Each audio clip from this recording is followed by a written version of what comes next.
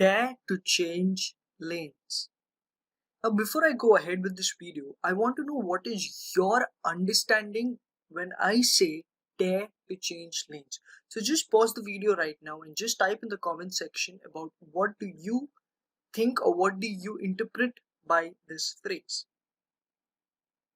Okay, so now that you're back, continuing with the video, continuing with this episode of Dare to Change Lanes, I have got somebody who has had immense transformation with just two simple things, with just two simple change in mindsets, and that is the courage to fail and ultimate belief in yourself.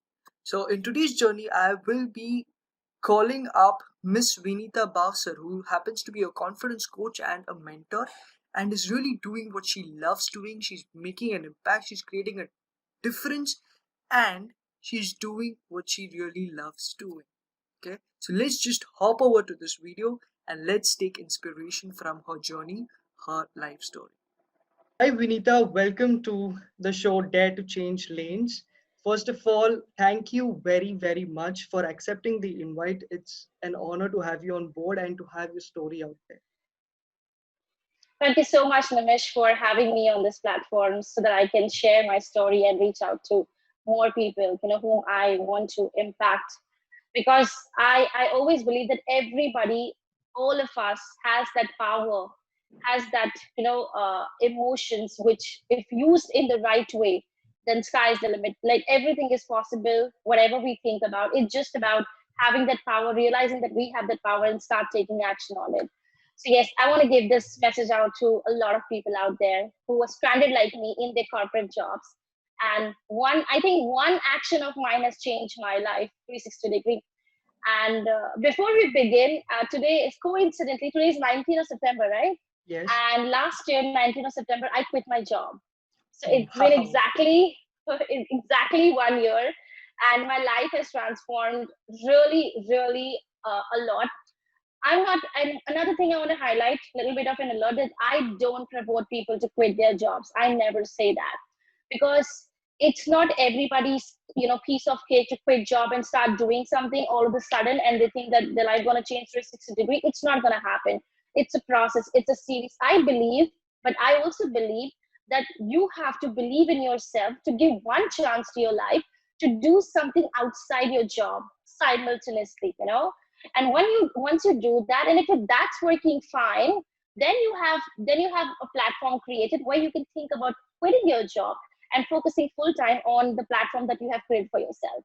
So yes, this is what I wanted to highlight before we begin. Very aptly said. I mean, I should take some cues regarding that because currently I'm working in a job and I've still not quit yet because I love my job and I love this thing also, whatever I'm doing, helping people. So I want to know that first step, the trigger point that made you take this bold step, and what stops other people from taking this bold step. Okay, I'm going to be as standard as I Sure. am. I'm going to tell you exactly what has happened. So, and I think my story will resonate with you, will resonate with a lot of millions of people out there in India or outside India. Because what was happening with me, I was quitting job, okay, for two reasons. One was money, like, you quit job, then you get 30% hike. Then you start working, thinking that, oh, the company is good, everything going to be fine, and I'm going to be settling here for my lifetime. I'm going to have my, making your retirement plans in the brain, in the mind, visualizing all that. But then when you start working, 1 month is like very fancy, all that gushy gala time. But once you get in the system, then you realize things are not working out for you. Hey, this is worse than the previous company. Okay, the salary has increased, but people are worse here. It's so much of politics. And this happened with me. I changed, I think, 5 different industries along with 5 different companies. So I worked in 5 different domains, whether it is retail, it's about consumer products, it's about BPO industry. I worked in logistics, I worked in training and development. So 5 different industries I have totally worked in, and none of them were as appealing or as satisfying. That having that feeling that okay, you're doing something good, in your life. So there was a point when I was getting somewhere around 40 or 45,000 in my last job as my last salary, the one that I quit a year ago. And I thought that, you know, when you grow up in a family where, money had been a problem throughout your life, and then you think like a salary of 20,000 can solve your problem. So I hit that benchmark early in my life. I hit that benchmark, I crossed 20, but it was not solving problem. Then I thought maybe 30 will solve. Then I thought maybe 40 will solve. But actually, it was not about the money. It was not about the jobs. It was not about the company. It was not about the people. It was about me. I was a confused soul. And I'm telling you, like me, there are so many people out there who are just Yeah. confused in their life. And, and I think that was my trigger point. And I started thinking, okay, what I have to do? What is that Vineeta should be doing? What is something Vineeta is known for in her family, in her friends, in her office? What is that I think I should be working? Of course, there are a series of incidents, and if I have to describe that, it's going to take a lot of time. But one incident I want to highlight to you here. In my last job, worked at a training private limited. It's a training and development company. It's B2B. I was, they actually, they actually promoted self development like boldly, and they would always tell us, it's always whenever you get up, or whenever you go to bed, okay, you should be better than how you woke up in the morning. This was something which was taught to us in that organization. But I would always think like, how can I do that? Am I growing? Am I progressing? No, it's the same thing I'm doing. I'm calling the clients, I'm going and meeting the clients. It's the same old shit that I'm repeating every day. And then there was a chance where I was told that you have to deliver a presentation, like a storytelling Yeah. for 10 minutes in front of all my colleagues, 70 people company. And I was excited, but then I never done this in my life. And I escaped. I gave an excuse and I escaped that. I escaped that. Okay. Okay, they said, okay, fine. And then again the next time, so this we will have like 15 days, every 15, fortnightly basis. So the next time they approach me after 15 days, I gave an excuse again. I'm not going to do that. I had a client meeting. I don't remember the kind of excuses. So thrice it happened, and thrice I refused. And that got me thinking, why was I refusing? Because I wanted to be somebody, who is creating an impact. But if I cannot voice my thoughts out in front of my colleagues who I should be very comfortable with, then there is a problem. And that got me thinking, like, unlike me, there are so many people out there who don't speak in front of their bosses, even if something is happening wrong, who don't Yeah. speak in front of their partners if they're not liking things or if the relationship is not working out, who don't speak in front of their parents if they're not liking the way of upbringing, or the teachers, that this is wrong, this is not should be done. Because of that mindset that we have, that not speaking is respecting.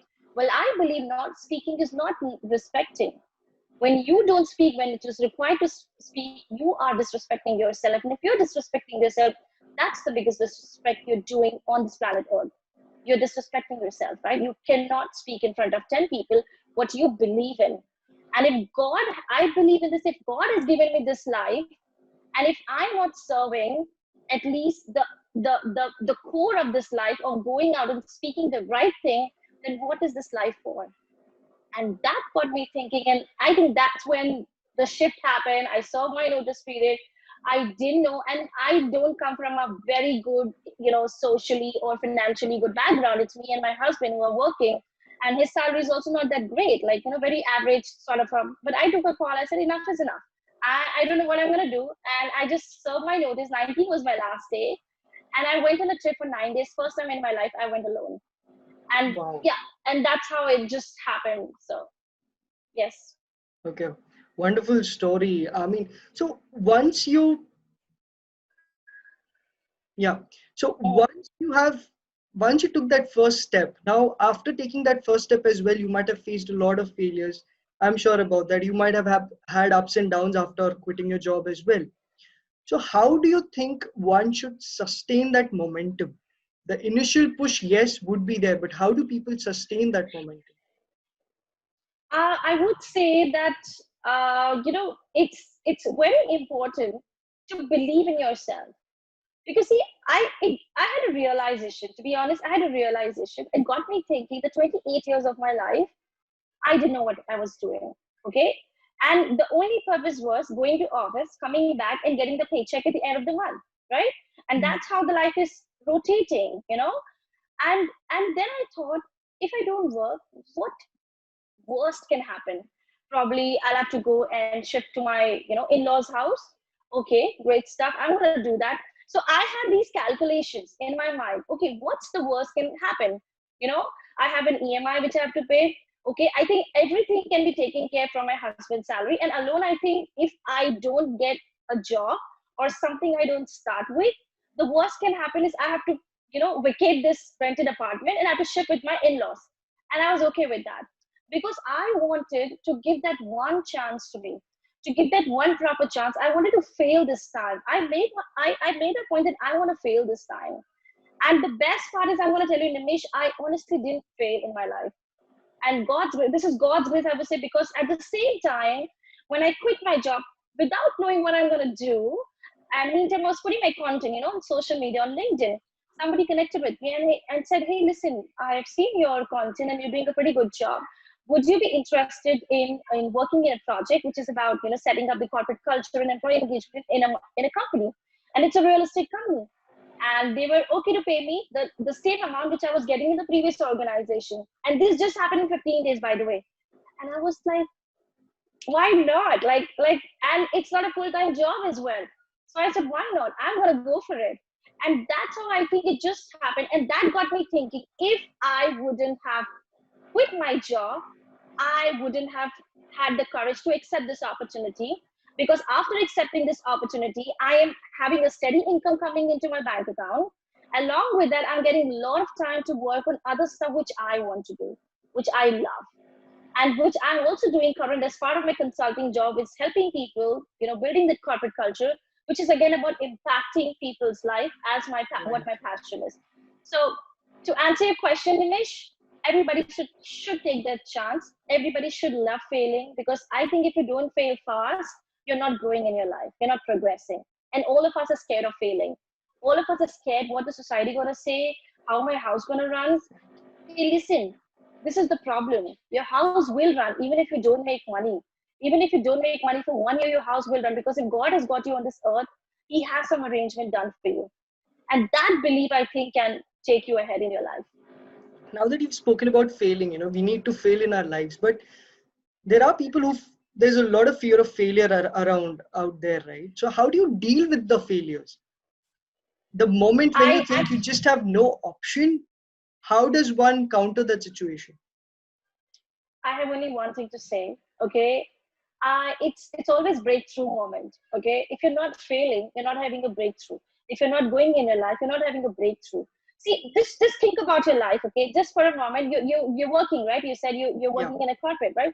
Just give it thought. In your life, every single day, you wake up in the morning, you get ready. Now I don't know what the situation is where you are, but otherwise, the regular situation is you wake up in the morning, you have your breakfast, you don't have your breakfast, you go to work, okay, you come back home, you may spend some family time, you go to sleep, and then the same cycle is being repeated for I don't know how many numbers of years, correct? What is happening with your life? Just ask, just 10% increment, anything beyond that, you really got to be thinking, is the stagnancy. Stagnancy is a disease. If you are not having that imbalances in your life is going to be stagnant. Stagnancy would lead to failures, which is the true failure. Failure of not spending quality time with your family, failure of not spending quality time with your friends, failure of not spending quality time with your own self, and failure of not finding who you are as a person. And imagine 90% of the population are doing the same thing again and again every single day. Yes. Yeah. So failures are never failure. You always fail forward.